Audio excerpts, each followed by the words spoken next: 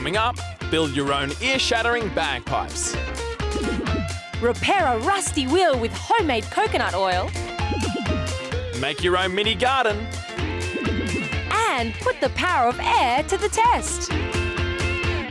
Whoa, Dana, I can see you need a real blast of air to tame your hair. Thanks very much, Taryn. But I'll have you know, this little hairdryer is nothing. If you want a real blast of air, wait till you see what Billy and the gang are about to come up with. Deep in the jungle, Beck and I are trying to ambush Giovanni and Emily in a game of team tag. I got a feeling they're around here somewhere. Better get some more paper pellets ready for our blow shooters. Only one left. It's not looking good, Beck. Look out! It's them! And they've ambushed us. Let's get out of here. Well, I think we lost that round. Phew! If we're gonna win next time, we're gonna need a much more scary blaster than this little tube. Hey, come on, Beck. I've just had an idea. I'm gonna make a jumbo air blaster to shock the socks off those two sneaks.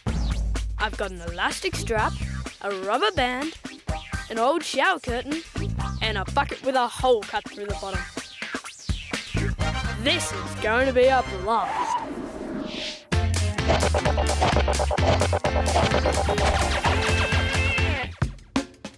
Grace and I are decorating for a party tonight. You can never have too many balloons at a party. And I know a classic balloon party trick. Hey Grace, check this out. One cardboard tube, one ordinary party balloon. Know what I'm going to do with them? Here's a clue. See if you can work it out. First, I attach the balloon to the end of the tube. Now I'll pop an elastic band around here to help keep it in place. Okay, watch this. A few big breaths through the tube. Then I hold the neck of the balloon closed and squeeze it under my arm. At the same time, I loosen my grip on the neck. Now do you know what it is? It's a bagpipe, silly. Doesn't it make the most beautiful music you've ever heard? All sound is made by vibration. Air flowing through the stretched neck of the balloon causes it to vibrate. Fast vibrations make a high note. Slow vibrations, a low note. Jade's balloon bagpipes may not sound as good as the real thing, but they do work in much the same way. Maybe they do sound just as good as the real thing. Some people just don't appreciate beautiful music, do they, Grace? I don't know, Taryn. I'm not sure whether the bagpipes make beautiful music or they just put out a really horrible sounding blast of air. I think you're right. And speaking of blasts of air, it's time to get back to our game of jungle tag. Round 1 of Jungle Tag went to the very sneaky team of Giovanni and Emily. They tagged us with pellets fired from a plastic tube. But this game is only just getting started. We're building a super air blaster using this bucket. First we take our shower curtain and cut out a square large enough to cover the top of the bucket. I'm going to wrap an elastic band around a twist in the middle of the plastic. This will help me pull the plastic out again after firing the blaster.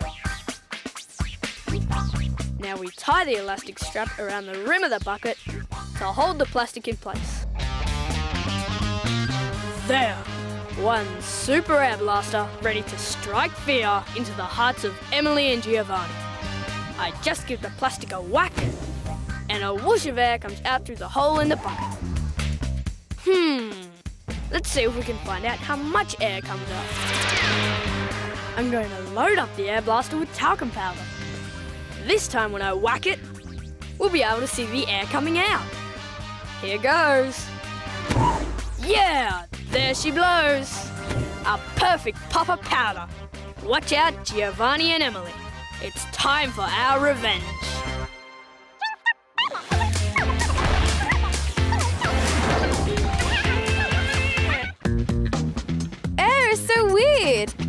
I can't see it. I can't even feel it most of the time. So how do I know it's really there? I think I need to show that air really exists. Okay, I've got everything I need for this air-brained idea. I'll flatten out this large piece of plasticine. Next, mould it around the top of the jar and stick the funnel through the plasticine.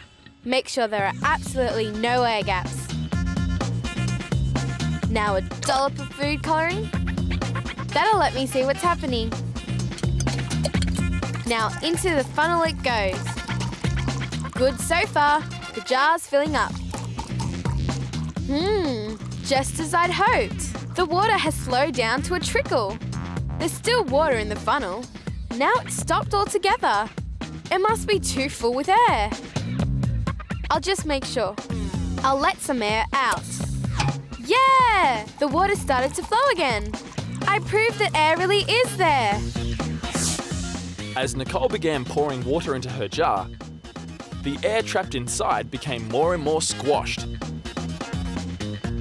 Eventually, it became so squashed that the pressure it exerted was enough to resist the pressure of the water pouring in.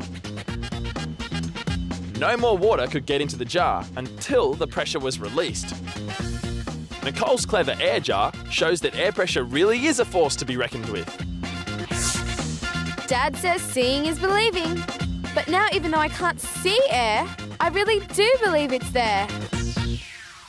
Good one, Nicole. Thick or thin, air really is there after all. And talking about making something out of thin air, let's see how some other clever kids come up with an ingenious solution to their rusty wheelbarrow problem. Shakib and I are doing some clearing up in the backyard. Uh-oh! This wheel seems to be stuck. Maybe it's gone rusty. Hey, Shakib! Go and get us a coconut from the top of that tree. I'm going to make some coconut oil. Throw it on a nice big one. Perfect. Okay. We've opened up the coconut and grated up lots of its flesh. I'm going to add some water and mash it up in this bowl. Lots of mashing. Now we dip it onto a cloth and squeeze the thick juice out. I'll pour it into this glass and wait a few minutes while the oil rises to the top. There! That thick white stuff on top is my coconut oil. Let's take a few scoops to the wheelbarrow. Tip it over, Shakib, and let's try our oil. On it goes.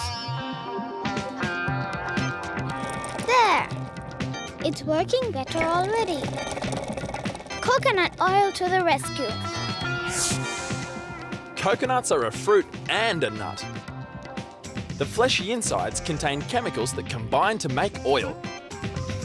Oil can be used as a lubricant to reduce the friction between two rough surfaces, like the rusty axle on that wheelbarrow. Thanks to coconut oil, we finished cleaning up the garden. Now there's time for a swim.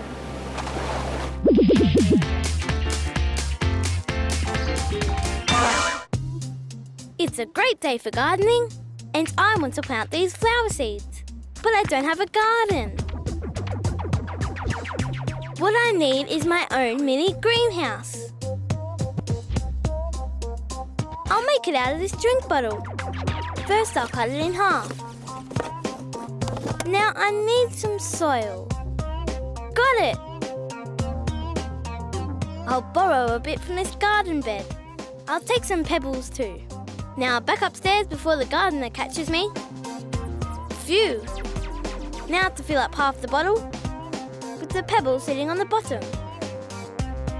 I'll make a couple of holes with my finger and pop the seeds in. Cover them up.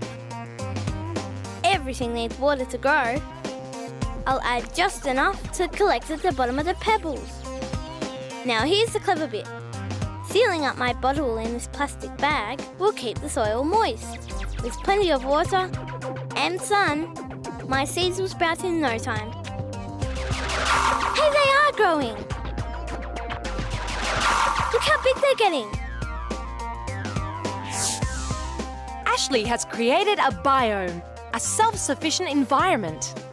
Large biomes have been built to see whether we could grow plants on other planets. Here's how they work. The water from the soil evaporates and forms droplets on the inside of the bag. This condensation then falls back into the soil. The bag also keeps the plants warm because it traps heat energy from the sun. And plants love to grow in warm, moist soil. There, a tiny rainforest in a concrete jungle. Oh, it's a jungle out there, Ashley.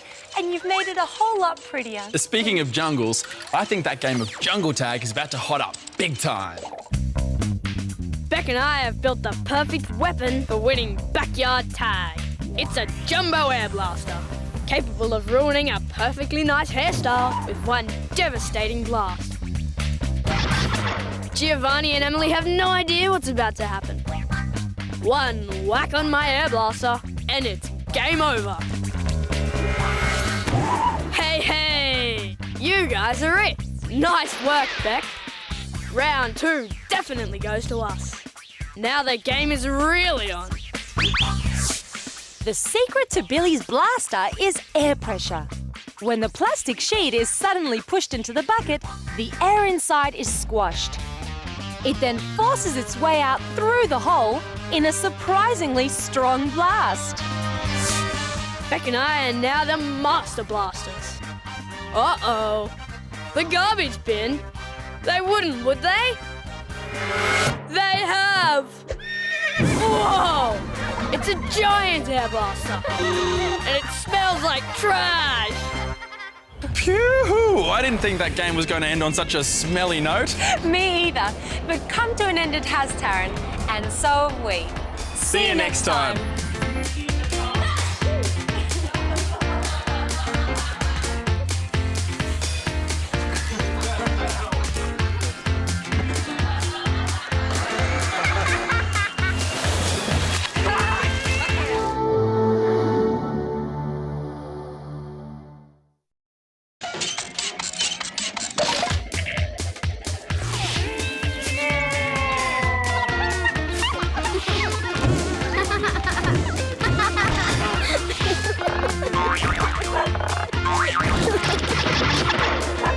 Coming up, make a freaky horror movie with your own fake blood.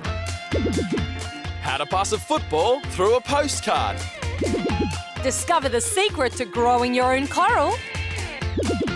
And solving the mystery of bizarre bouncing sound waves. Hey, Taryn, what are you doing? I'm trying to bounce like a sound wave. Well, I love your technique, but are you sure sound waves bounce like that?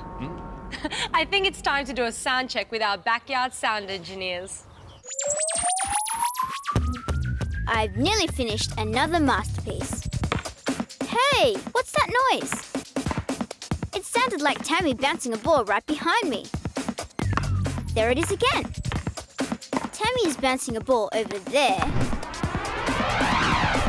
But the sound is coming from this wall. He's over there. Sound is over here. That's really weird. I'm going to figure out why it's happening. Here's the source of the noise. Hey, Tammy, do you know why I can hear the sound of your ball coming from the wall on the other side of the pool? It sounded like this ball was bouncing off the other wall. Maybe the ball isn't the only thing bouncing around here. Come on, Tammy. Let's see if we can bounce around some sound.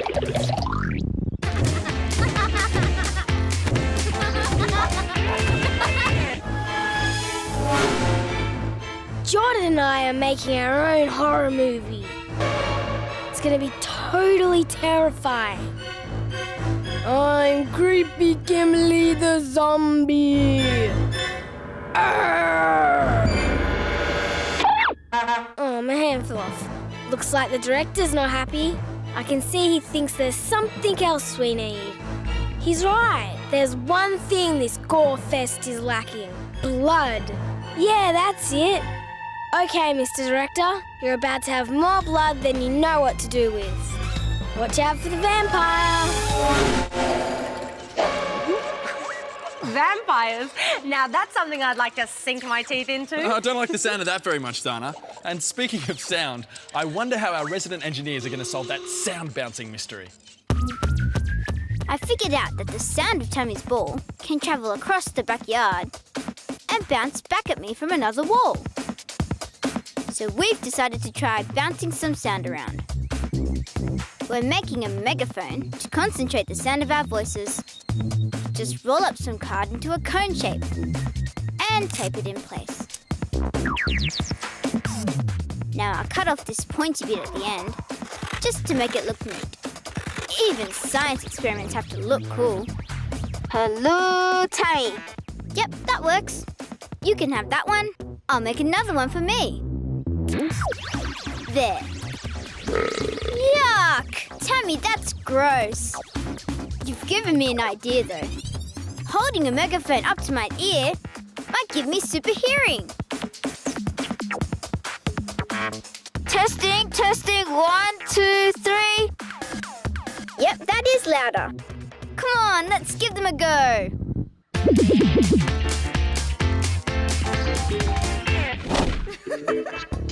Okay, Marcus, if I make this penalty kick, you owe me $1 million. Here goes. Rats! He stopped it. This time, if I score, you had to give your school teacher a kiss. And... oh! Okay, half time. Well, I couldn't beat Marcus in a penalty shootout, but maybe I could find another way to show him how super skillful I am. That postcard has given me a clever idea. I bet you I can get the football to pass right through this postcard. Don't believe me? Well then, if I can do it, you have to wear my pretty fairy wings for the rest of the day. You make a gorgeous fairy. Now, wait here. I just need to make a few adjustments to my postcard using this ruler, pencil and scissors. First, I'm going to rule about 20 lines, evenly spaced across the back of the card. Now I'll carefully cut along every second line from one direction. I stop each cut about a finger's width before I reach the other side. Now I do the lines between these cuts from the other direction, remembering to stop before I get to the edge. Ta-da! Getting worried, Marcus? Come with me. Better bring the wings. The surface area of the postcard hasn't changed, but by altering its shape, Ashley has given it a much longer perimeter. So the soccer ball goes through easily. Clever thinking, Ashley. Come on, Tinkerbell. It's time to get back to the big game. Tinkerbell, eh? I think Marcus looks so cute in those fairy wings he could almost be in the movies. Although not, I hasten to add, the sort of movie Kimberly and Jordan are making. Our totally scary horror movie is lacking one thing. Blood. Fake blood, that is. And I'm going to make some. I've got some red and blue food colouring, a box of cocoa powder, some corn syrup, water, corn flour and a measuring jug and bowl. Now this could get messy. Better change out of my clothes. Or Mum might turn into a monster. Okay, let's start with 1/4 cup of corn syrup. I put that into the mixing bowl, then add 2 tablespoons of water and give it a good stir. Time for some rich red blood colouring, about 10 drops. Now to thicken up the blood, a tablespoon of cocoa and about 2 tablespoons of corn flour. This will make it nice and sticky. It needs lots of stirring to mix in the lumps, but I don't think it's as dark as real blood. Time to add 1 drop of blue colouring. Stir that in. That's more like it. Yuck! Time to get back to the film set. But first, a bloodbath. A big wound there. And more on this arm. Plenty on the face. How disgusting. Be afraid, Jordan. Be very afraid. Blood is red because it contains a type of red iron called hemoglobin. Hemoglobin is very important because it transports the oxygen you breathe in all over your body. Okay, all ready on set?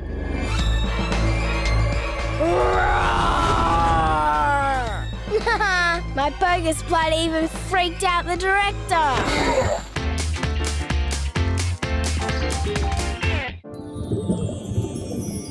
Snorkeling is the coolest fun. Ocean reefs are filled with fabulous fish, but our favorite is the coral. Look at that bright yellow coral. And that one looks like a fern. My dive buddy Isa and I are crazy about corals. If only we could take some home to look at, but we can't. They're protected. But I've just had a really good idea. Let's grow our own coral. We've got everything we need. And believe it or not, this dirty black lump of charcoal is going to become our coral. I don't think Isa believes me. First up, in goes 2 tablespoons of water. Then sprinkle 2 tablespoons of salt and 2 tablespoons of vinegar. Okay, coral, get growing. We want to see you turn into something beautiful. Okay, it's day 2 of our great coral making experiment. Wow, do I see tiny crystals starting to appear? Good, we want more. So we'll add 2 more tablespoons of salt, more water, more vinegar. And to give our coral some color, a few drops of food coloring. Green, red, and blue. Can't wait to see our coral. Wow, it really does look like coral. The water, vinegar and dissolved salt have combined in a chemical reaction to form crystals. As the reaction continues, the crystals build on top of each other, just as real coral builds up over years and years. But unlike Iman's crystals, coral is made up of millions of living animals called polyps that make hard structures around themselves by dissolving a chemical in the sea called calcium carbonate. It's not really a crystal, but a limestone skeleton that protects the polyp inside. Our homemade coral is brilliant, but I still think I prefer the real thing. Let's go back and get our snorkels. After lunch, we can go diving again. Well done, girls. That coral really is clever stuff. And speaking of clever, Carrie-Anne is just about to solve the mystery of the bouncing sound waves. I figured out that the sound of Tammy's ball game bounced along the garden wall. So we're going to try a little sound bouncing of our own. You stand there, Tammy. I'll listen from the other end of the garden. Okay, hold up your megaphone and talk normally. Hello, Carrie-Anne, can you hear me? Hello? Can you hear me? Wow, I can hear you. It's as if you were standing right next to me. Sound travels through the air in waves. These waves bounce and change direction when they hit a hard surface. The sound waves from Tammy's voice are bouncing along the stone wall. So he sounds much closer than he really is. Tammy, it's so amazing. You try it. Hello, Tammy. How are you today? Can you hear my voice right in your ear? Whenever you listen to an echo, you're hearing sound waves bouncing back from a hard surface in the distance. Some animals, like bats and dolphins, use bouncing sound called sonar to help them sense where everything is. They make a high-pitched noise and their brains can tell where things are by listening to the sounds bouncing back. Wow, now that is superhero. It's like dolphins can see with their ears. Nice work, Carrie-Anne. You wrapped up that little sound mystery very nicely indeed. Yep, and it's time for us to wrap things up too, because we've reached the end of another show. See you next time.